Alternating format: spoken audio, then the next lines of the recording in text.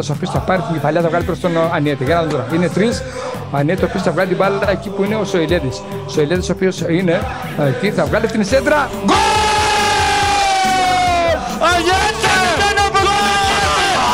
71! Ανοίγει το σκορ! Αυτό είναι! Αυτό θέλαμε, μια καλή παλιά. Μπράβο, Αντώνη, μπράβο! Αλλά ο Αντώνη ο οποίος δεν έκανε την ευκαιρία μέσα από την περιοχή, σκόραρε απέναντι στον Μέκα και άνοιξε το σκορ στο 60, στο 72. Το πρώτο γκολ για την νίκη μέσα στο 2014. Νίκη,